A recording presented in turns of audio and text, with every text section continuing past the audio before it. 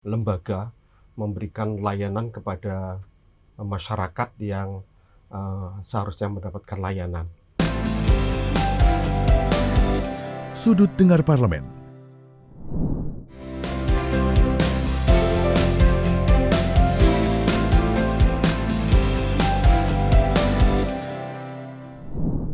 Halo, apa kabar pendengar radio Parlemen dan penonton TV Parlemen? Kita jumpa lagi dalam program Sudut Dengar Parlemen, podcast yang selalu memotret persoalan dari sudut dengar yang sebenarnya. Saya Nana kembali bersama Bimo. Kali ini akan mengajak Anda bicara tentang pencapaian akhir tahun DPR RI mempunyai 24 standar pelayanan.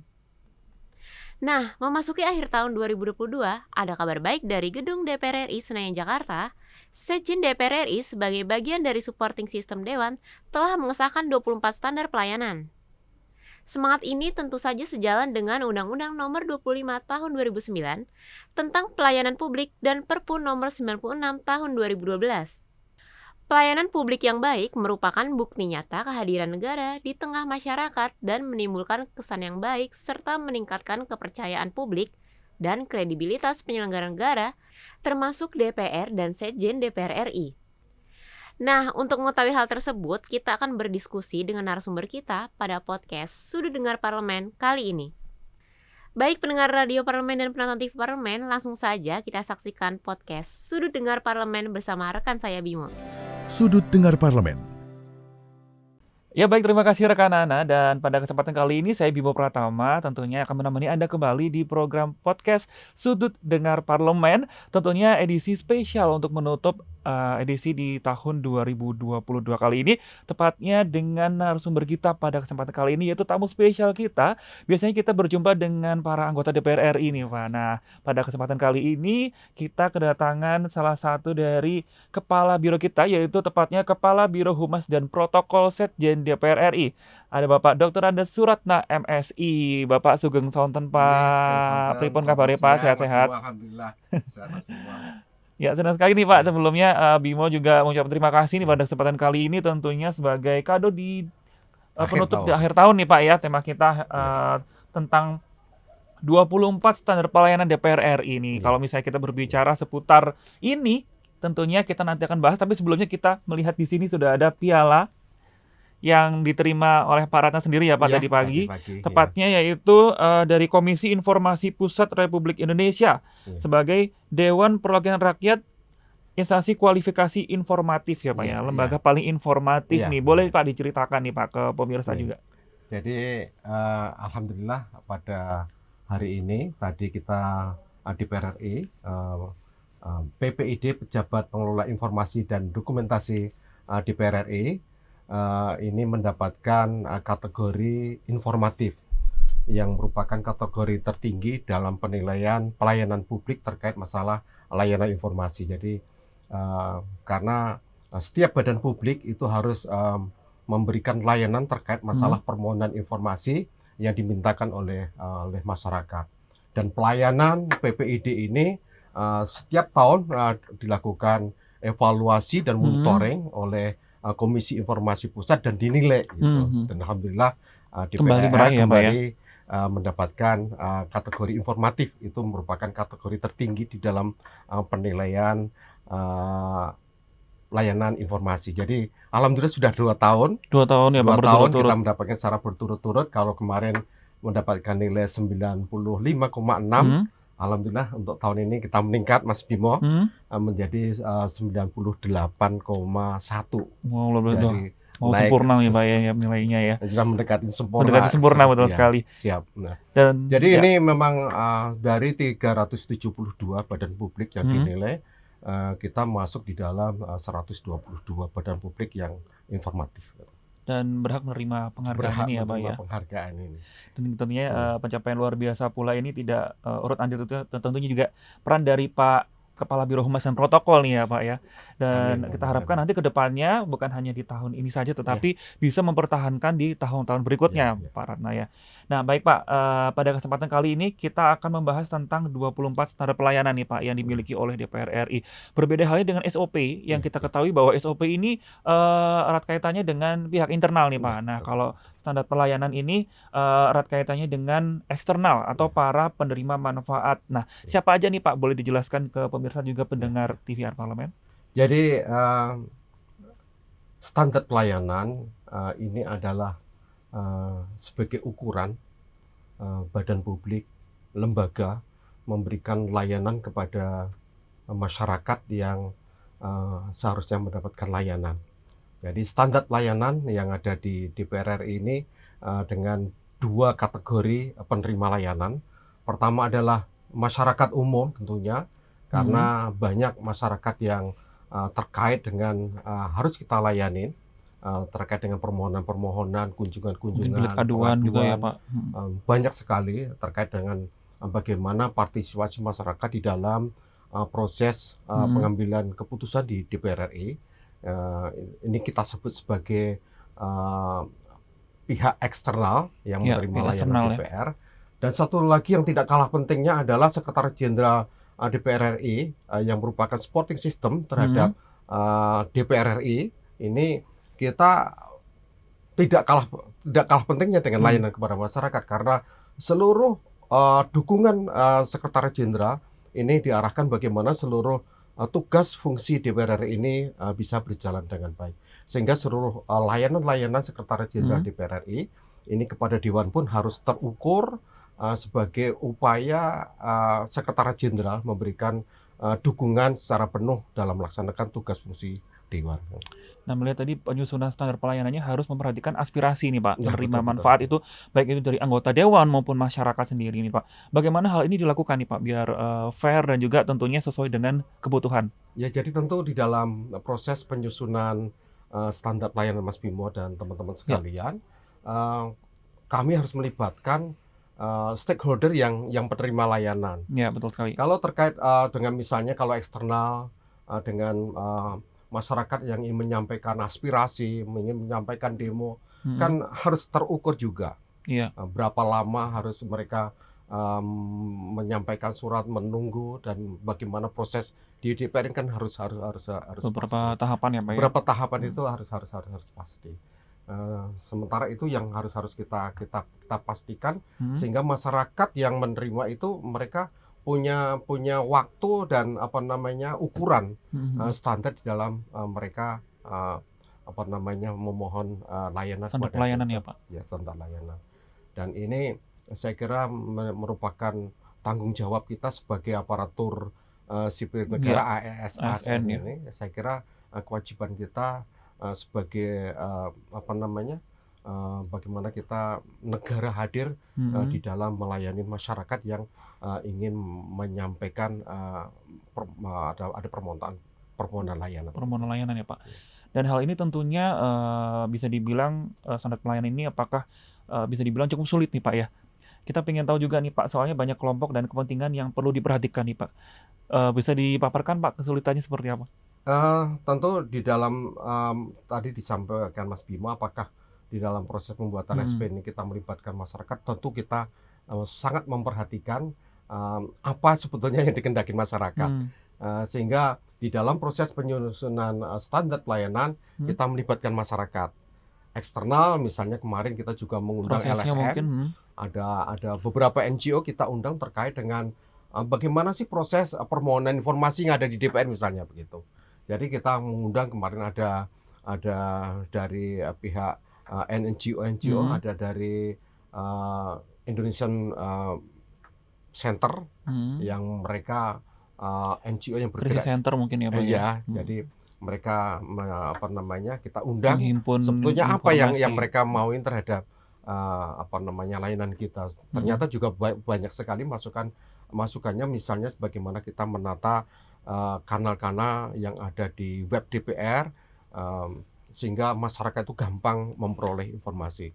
Dan juga mmm, kita sekarang sedang mengupayakan iya, bagaimana risalah-risalah rapat yang ada di DPR mhm, ini bisa segera terpublish kepada masyarakat, sehingga masyarakat bisa mengetahui apa sih Mengetahui yang ya. sedang dikerjakan DPR dan kita harapkan dengan masyarakat mengetahui apa-apa yang dilakukan Dewan, mereka juga bisa memberikan masukan kepada Iya, Dewan di dalam proses pengambilan keputusan kebijakan di DPR dalam rapat-rapatnya. bisa turut andil ya Pak tentunya. Ikut andil. Kalau misalnya tentang media nih Pak, tentang Iya. wartawan luar ataupun juga masukan mengenai mungkin dari beberapa media-media luar negeri maupun dan juga dalam negeri seperti apa Pak? Kita kebetulan di DPR ada koordinator wartawan parlemen DPR. Setiap kita kan sudah ada juga pedoman peliputan. Sudah ada ya Tentu Pak ya? dalam proses penyusunan pedoman peliputan kita mengundang wartawan-wartawan yang ada di DPR. Kebetulan dulu saya yang Pernah ya Pak? menyusun pedoman peliputan itu, kita undang sebetulnya apa yang mereka kehendaki terhadap karena ini kan simbiosis mutualisme. Iya, Bagaimana lembaga DPR RI ini juga berkepentingan terhadap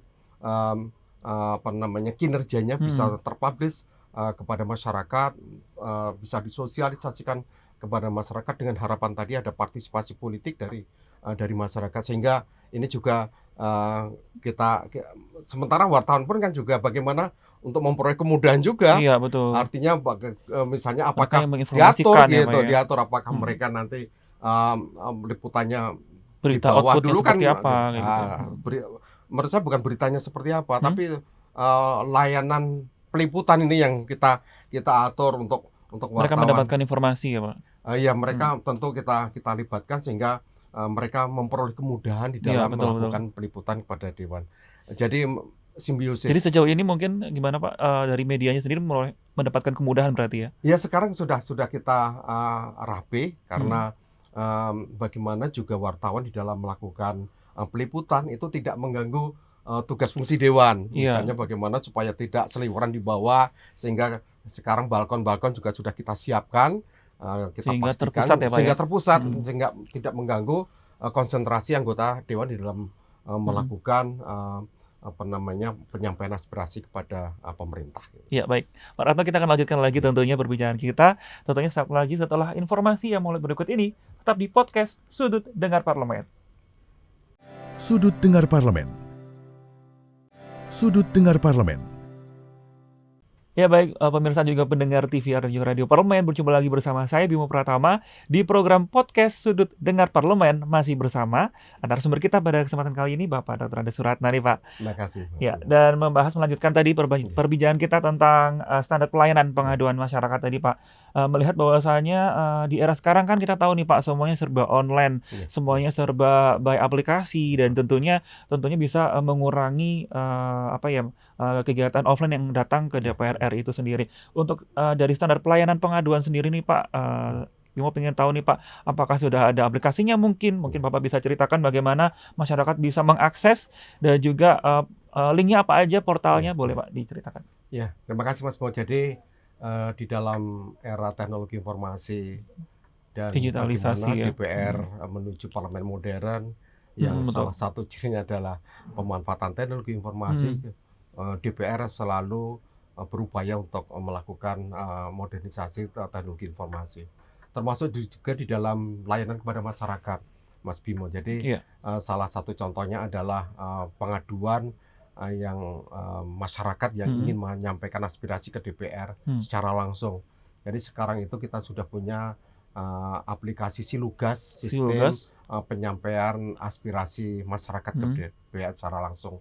Itu kita sudah punya aplikasi yang ini bisa masyarakat bisa akses di web DPR RI. Di sana ada kanal Silugas, dengan harapan keluhan-keluhan masyarakat yang sebelumnya sulit menemui anggota Dewan, dengan aplikasi ini dalam tanda petik ada appointment, ada perjanjian antara masyarakat dengan DPR melalui Humas sebagai salah satu bagian yang menyalurkan delegasi masyarakat. Jadi sekarang masyarakat bisa menyampaikan permohonan, ketemu dengan anggota Dewan, dengan pimpinan DPR terkait dengan aspirasi. Jadi mereka bisa menyampaikan materi apa, substansi apa yang ingin disampaikan, pimpinannya siapa, terus berapa jumlahnya, sehingga nanti kita proses melalui bagian humas. Di sana ada Kasubag penyeruan delegasi masyarakat itu yang langsung. Jadi masyarakat mudah-mudahan dengan aplikasi Sulgas ini di depan tidak begitu banyak lagi orang demo berlama-lama ya, di Pak. sana gitu. Itu yang pertama penyaluran delegasi yang masyarakat Delegasi. datang secara langsung. Namun juga masyarakat bisa menyampaikan aspirasinya, Mas Bimo, Ya. melalui WA, WA nomor bisa ya, Pak, ya? melalui surat ya. Nanti bisa diakses Ya. melalui web. Nanti bisa tertera di bawah ini ya, Bung Mitra, ya? Dicek di web DPR, bisa menyampaikan keluhan-keluhan, masukan-masukan, termasuk kritik-kritik kepada DPR pun bisa disampaikan melalui WA.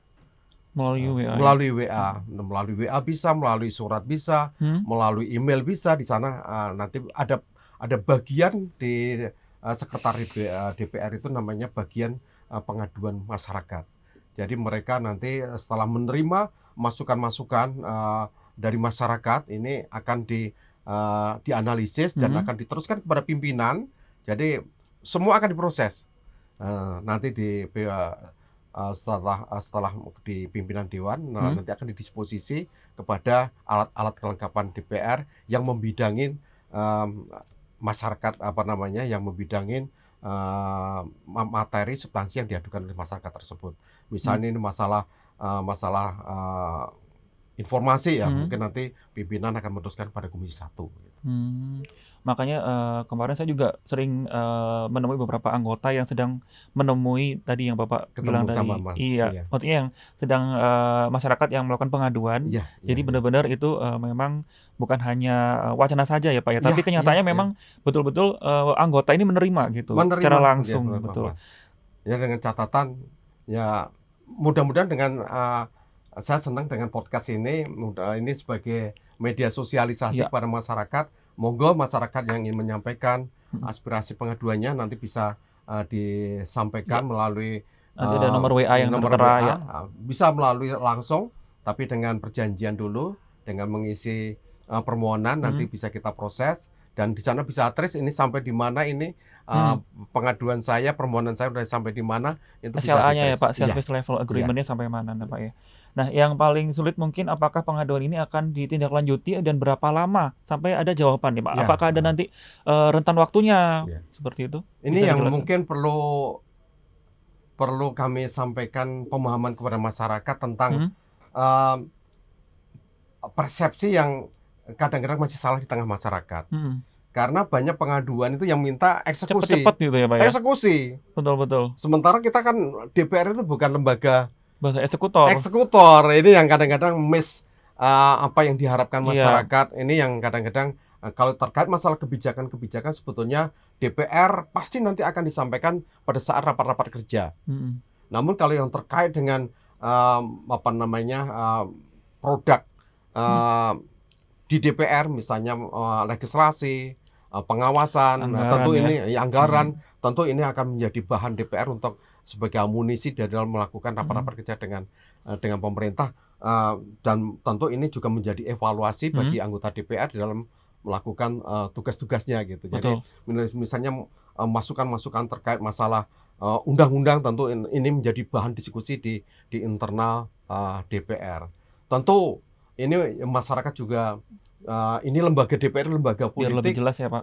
Lembaga politik. Jadi kadang-kadang masukannya itu ada yang hitam, ada yang putih, mungkin keluarnya jadi abu-abu gitu. Jadi karena tidak bisa, karena ada beberapa partai, ada beberapa fraksi di DPR, sehingga kebijakan yang output sebagai hasil proses di DPR ini kadang-kadang tidak seperti apa yang diharapkan masyarakat. Jadi tapi semua akan ditampung, tapi kan didiskusikan secara matang bagaimana kebijakan ini berguna maksimal kepada masyarakat bangsa dan negara ini. Tentu DPR yang mempunyai pertimbangan politik itu. Nah Pak, melihat aduan masyarakat ini ada yang secara delegasi, ada yang secara grup, ada yang secara perorangan. Hal ini bebas ya Pak ya berarti? Bebas.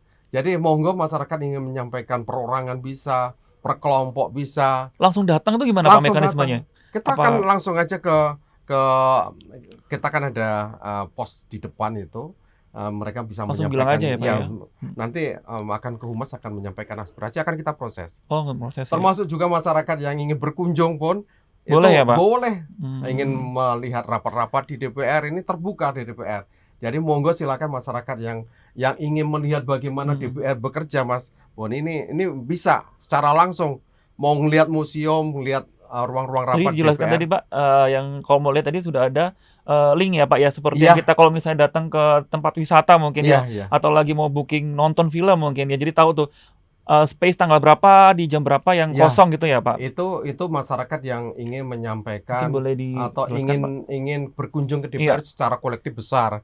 Tentu kalau misalnya berkunjung ke sini ada 200 orang, 100 orang, kan tentu kami harus menyiapkan Mempersiapkan tempat, ya Pak. segala sesuatunya sehingga masyarakat bisa melihat di jadwal humas waktu-waktu kapan ini yang kosong, sehingga masyarakat bisa ada appointment dengan kita gitu. Jadi di sana sudah ada jadwal waktu-waktu kosong Di untuk website-nya kunjungan. DPR RI ya Pak. Siap. Oke. Dan tentunya kita akan lanjutkan lagi nih Pak Iya. di sesi berikutnya, di segmen ketiga tentunya setelah informasi yang mulai berikut ini, tetap di podcast Sudut Dengar Parlemen. Sudut Dengar Parlemen. Sudut Dengar Parlemen. Ya, kembali lagi bersama saya Bimo Pratama dan tentunya bersama narasumber kita pada kesempatan kali ini, tentunya bersama Bapak Dr. Andes Suratna, Kepala Biro Humas dan juga Protokol Sekjen DPR RI. Nah, baik Pak, terkait dengan standar pelayanan dari publik tadi dan masyarakat nih Pak, tentunya komponen utama penilaian itu indeks pelayanan publik itu suatu instansi atau lembaga negara sendiri itu ada indikatornya. Iya. Nah, seperti kita tahu bahwa indikator maksimalnya adalah 4. Nah, Iya. seperti DPR RI ini seperti apa Pak nilai dari DPR RI sekarang? Jadi saat ini layanan publik di DPR itu mendapatkan nilai 3,3 oleh Kemenpan RB. Karena ini ada perbedaan persepsi tentang standar layanan. Jadi kemarin ada kesalahan di dalam persepsi.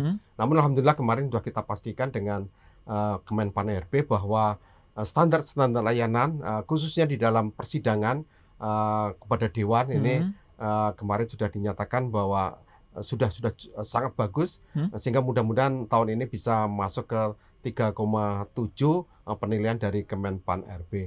Perlu kami sampaikan kepada masyarakat juga bahwa standar pelayanan yang 24 yang disampaikan Mas Boni tadi, ini seluruhnya sudah kita linkkan dengan SIPPN, Sistem Informasi Pelayanan Publik Nasional, sehingga masyarakat bisa mengetahui tentang layanan-layanan apa yang disiapkan oleh DPR untuk masyarakat maupun juga untuk Bapak Ibu anggota DPR RI. Nah, tadi tentunya selain 24 standar pelayanan tadi ada tambahan tadi seperti Bapak bilang tadi ada sekitar 6 tambahan ya Pak ya berarti ya. Ada 30 sekarang ada standar. Dan sebagai penutup nih Pak perjumpaan kita pada kesempatan kali ini, boleh Bapak paparkan kesimpulan nih dari standar pelayanan kita seperti apa, lalu mungkin ingin tambahan seperti apa terkait dengan standar pelayanan nanti biar nilai kita nih bisa sesuai target kita nih 3,7 nanti di tahun depan. Mas Boni, jadi sebetulnya penilaian dari Kemenpan RB ini bukan salah satu tujuan kita, tapi bagaimana kita memastikan kepada masyarakat bahwa masyarakat itu mendapatkan pelayanan yang baik dari kita, khususnya Sekretariat Jenderal DPR RI terkait dengan permohonan-permohonan layanan kepada DPR itu kepada masyarakat, namun juga kepada anggota DPR RI. Kami tentu juga ingin memastikan bahwa standar layanan untuk persidangan ini mudah-mudahan dari hari ke hari ini akan menjadi lebih baik lagi, sehingga tugas fungsi anggota DPR RI bisa terdukung secara maksimal oleh Sekjen DPR RI. Baik, terima kasih nih Pak. Makasih Mas Boni atas waktunya ya. Makasih sama-sama. Saya mengucapkan terima kasih banyak dan juga seluruh kerabat kerja bertugas. Terima kasih Pak atas Makasih. waktunya.